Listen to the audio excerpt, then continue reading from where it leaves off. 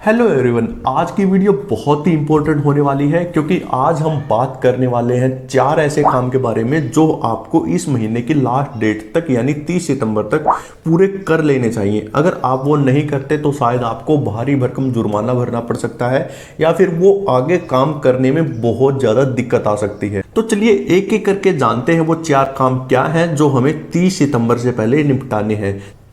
तो सबसे पहले बात करते हैं, अगर आपका पोस्ट ऑफिस में कोई भी अकाउंट है या फिर किसी बैंक में आपने पीपीएफ या सुकन्या समृद्धि योजना अकाउंट खुलवा रखा है और अभी तक आपने अपना आधार कार्ड सबमिट नहीं करवाया है तो 30 तारीख से पहले पहले करवा दीजिए क्योंकि 30 तारीख इसको सबमिट करवाने की लास्ट डेट है। अगर आप 30 तारीख तक ये सबमिट नहीं करवाते हैं तो आपका वो अकाउंट फ्रीज हो सकता है। इसका मतलब ये हुआ, अगर आपका पोस्ट ऑफिस में पीपीएफ या सुकन्या समृद्धि अकाउंट है या किसी बैंक में है तो उस केस में जो आप पैसे हर महीने अपने अकाउंट में सेव करते हैं, जो जमा करते हैं, वो शायद आप नहीं कर पाएंगे।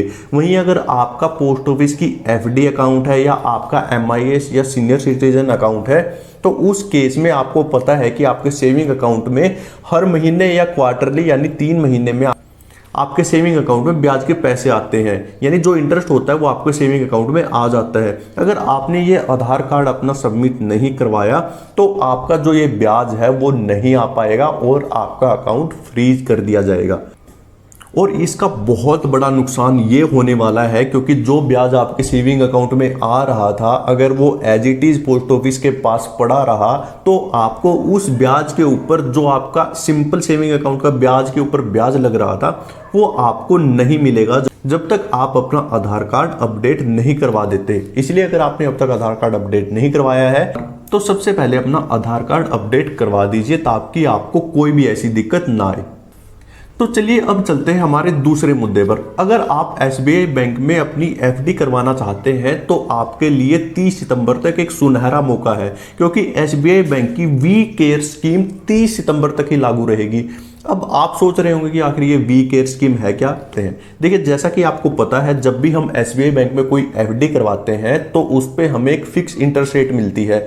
वहीं अगर कोई सीनियर सिटीजन वही एफडी करवाता है तो उस सीनियर सिटीजन को 0.5% ज़्यादा इंटरेस्ट रेट मिलती है। तो वी केयर स्कीम में आपको क्या फ़ायदा मिल रहा है?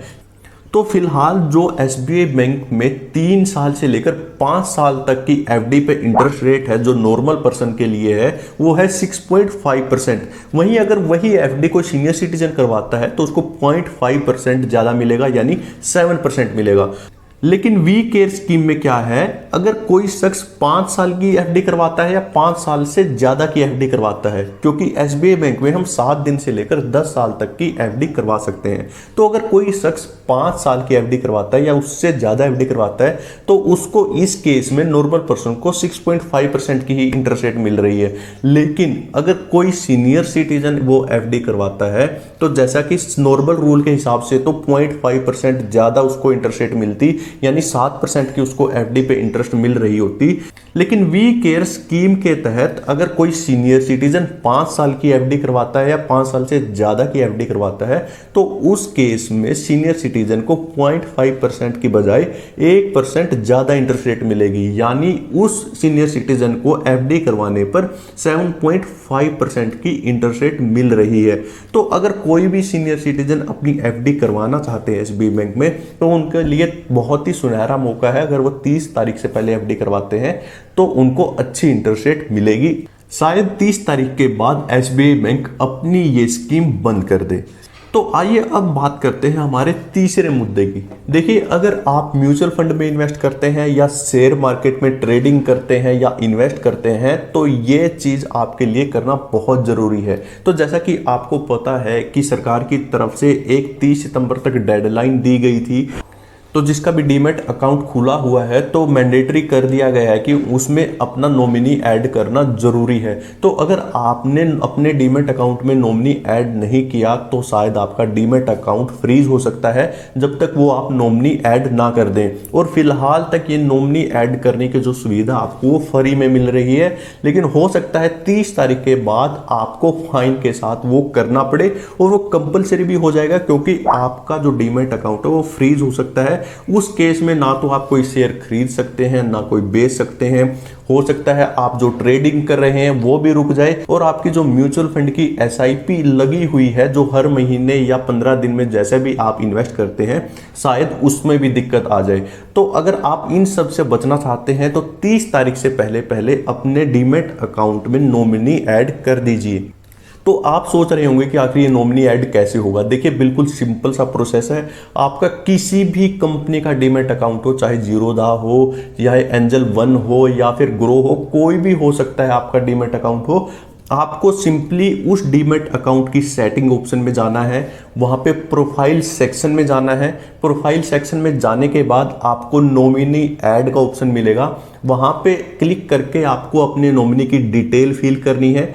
उसके बाद वहां पे आपको उस नॉमिनी के कुछ आईडी प्रूफ अपलोड करने के बारे में कहा जाएगा, यानी कि आधार कार्ड या उसका पैन कार्ड आपको वो अपलोड करना है।